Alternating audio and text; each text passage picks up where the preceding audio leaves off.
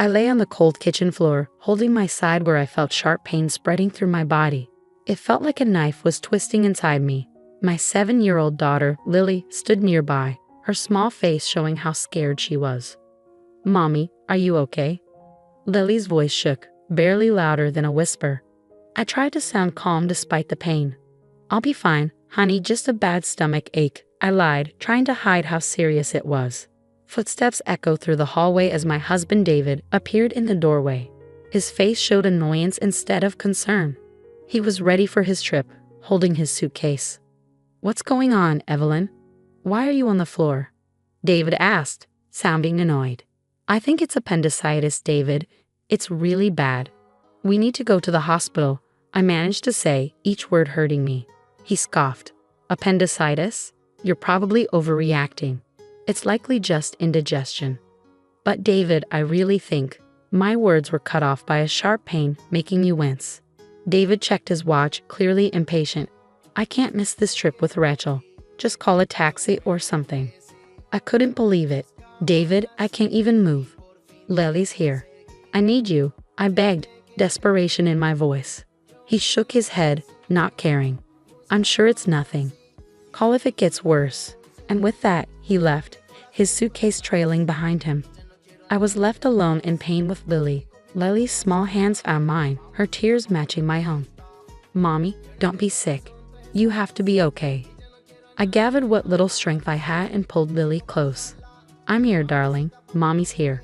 With David gone, I knew I had to act. With shaking hands, I grabbed my phone and called the only person I knew I could count on, my brother Michael. The phone rang, its sound piercing the quiet kitchen. "Hello," Michael's voice came through, a beacon of hope. "Michael, it's Evelyn. I need help. I think it's appendicitis. I can't move and Lily is scared," I managed to say, each word a struggle. There was a brief silence, then Michael's voice, calm and steady. "I'm on my way. Hold tight, Evelyn. I'll be there soon." Leaning against the cold tile floor, I closed my eyes, trying to endure the pain. Lily nestled close to me, a small comfort in the midst of turmoil. In that moment, a determination grew inside me. David's abandonment during my crisis wouldn't be forgotten. It was a deep hurt, a betrayal that marked a turning point. As I waited for Michael, one thing became clear: things would change. In the hospital bed later, surrounded by sterile walls and beeping machines, a sense of calm settled in. The surgery for my appendicitis went well, but David's emotional absence still stung. I had called my parents to care for Lily while I recovered, their voices filled with concern and unspoken questions about David's whereabouts.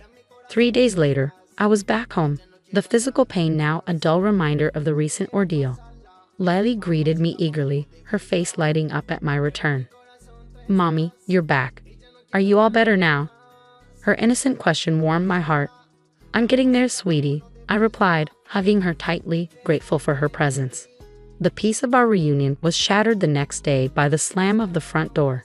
David and his sister Rachel burst in, their voices filled with frustration. "Why didn't you pick us up yesterday? We had to spend extra on a taxi and train fares." David's accusatory voice rang out as he entered the living room. I felt a surge of anger at his boldness. "Welcome back. Must have been quite a journey," I said coldly, locking eyes with him. David halted, taken aback by my icy reception. Even Rachel seemed surprised by the tension. "What's with the attitude, Evelyn?" David demanded. I couldn't hold back anymore. "While you were enjoying your trip, I was in a hospital," I said, my voice steady but simmering with anger. "And you, Rachel, always demanding David's time without considering his family." Rachel flushed and David appeared bewildered. "What are you talking about? You were fine, right?" he replied, sounding dismissive. "It's not just about being okay, David. It's about being there when your family needs you," I shot back, my frustration boiling over. Before David could respond, the living room door swung open, revealing Michael, our parents, and David's parents. 14 eyes, filled with varying degrees of anger and disappointment, fixed on David and Rachel. "Why is everyone here?" David's voice faltered, his confidence waning under their collective glare. Taking a deep breath, I channeled my pain and betrayal into words. "David, you left Lily and me alone when we needed you the most. I had to go to the hospital, and you weren't there. I've told everything to our families. David seemed to shrink under the weight of my words, his usual bravado absent. His eyes darted around, searching for support but finding none. "It's not just about this one incident, David. It's about all the times you've prioritized Rachel over your own family," my brother Michael added, his disappointment evident in his voice. Rachel, typically confident, appeared uneasy, shifting her gaze between the floor and the upset faces around her. David attempted to defend himself, offering excuses and justifications. The confrontation grew heated, tension thick in the air. But for me, it marked a turning point. I realized I couldn't continue living in the shadow of David's neglect. It was time for change, time to assert myself and protect Lily. The meeting concluded without resolution, but the message was clear. I had the support of both our families, and David's careless facade had been shattered. As they departed, David's parents glanced at me with sympathy, silently acknowledging their son's shortcomings. That night, as I lay in bed, the events of the day replayed in my mind. I felt a mix of emotions: anger, disappointment, but also a newfound strength. David had revealed his true self, and I knew it was time for me to take charge of my life. The days following the confrontation were tense with unspoken words. David tried to act as if nothing had changed, but the atmosphere between us was heavy. I spent that time reflecting, realizing the depth of my discontent and the necessity for change. The decision I reached wasn't easy, but it felt crucial, like a breath of fresh air after being stifled for so long. One evening, while David casually flipped through TV channels on the couch, I approached him with a folder in hand. My heart raced, but my determination held firm. "David, we need to talk," I said, my voice steady. He glanced up, a hint of annoyance crossing his face. "What now, Evelyn?" I took a deep breath and handed him the folder. "I want a divorce." David stared at me, disbelief and mockery flashing across his expression. "Divorce? That's absurd, Evelyn. You're blowing things out of proportion." I shook my head, feeling a surge of empowerment. "It's not an exaggeration. I've thought long and hard about this.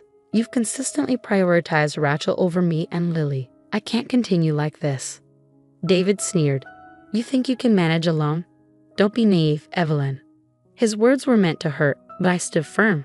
"I'm not naive, David. I understand what this means, but I'd rather face uncertainty than continue feeling invisible in my own marriage." He laughed, a cold, bitter sound. "Good luck, Evelyn.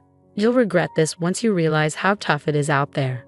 I felt my anger rise, but I kept my composure. "I won't. This is my decision, and I'm sticking to it." For a moment, David seemed like he might argue further, but then he shrugged, a smug smirk on his face. "Fine, have it your way. But remember, I warned you." As he turned back to the TV, dismissing me once again, I felt a whirlwind of emotions. There was fear, certainly, but also a powerful sense of liberation. I was finally taking charge of my life, stepping out of the shadows. The next day, I started the legal process for divorce. It was overwhelming with all the paperwork and legal steps, but I was determined. My parents and Michael were supportive, offering help and encouragement.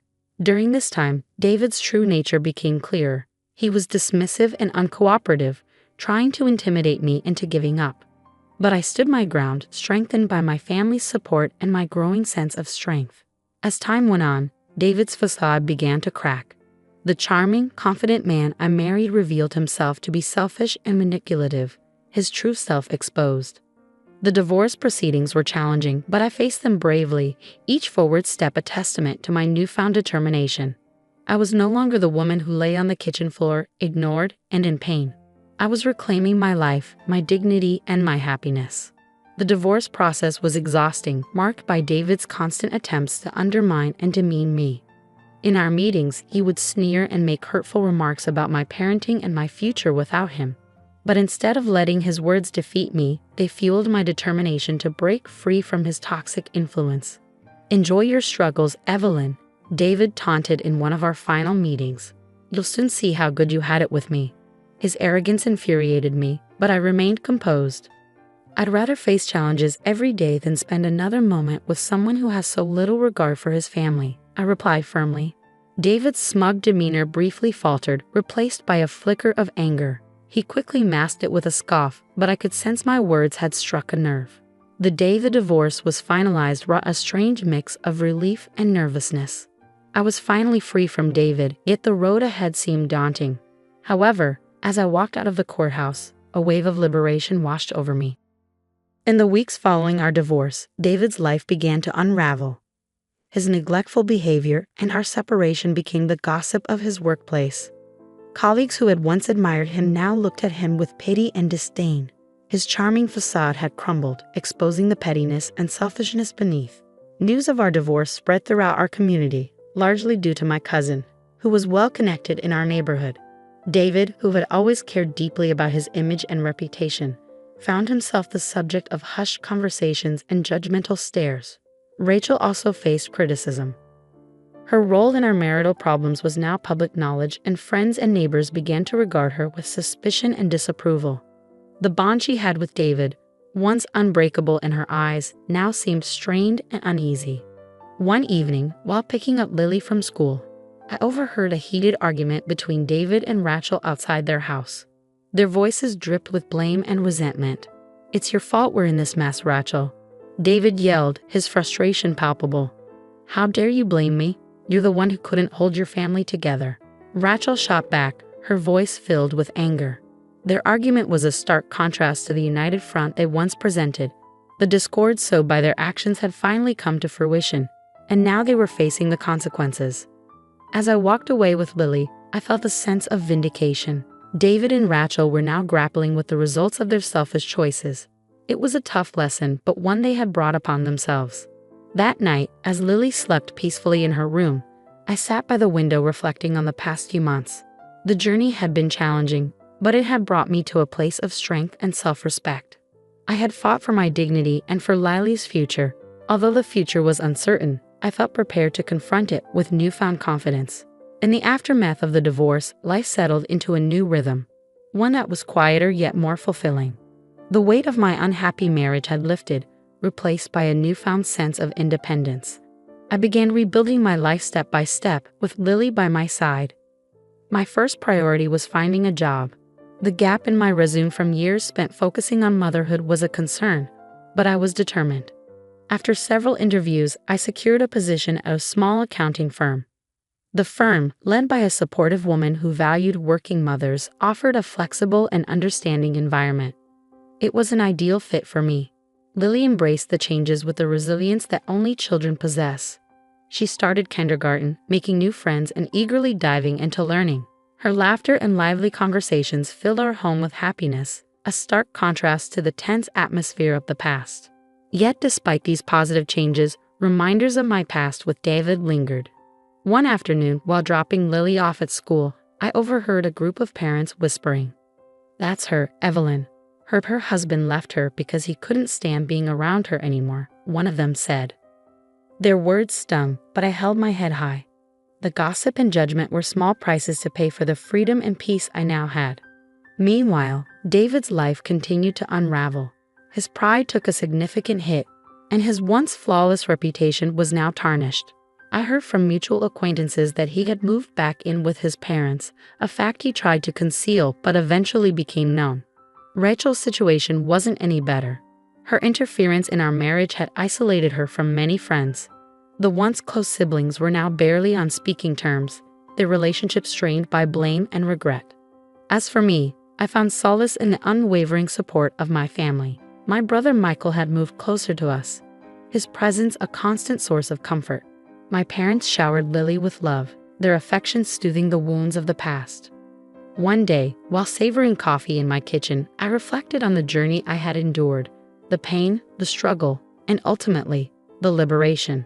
It had all brought me to this moment of peace. I hadn't just survived. I had emerged stronger and more self-assured.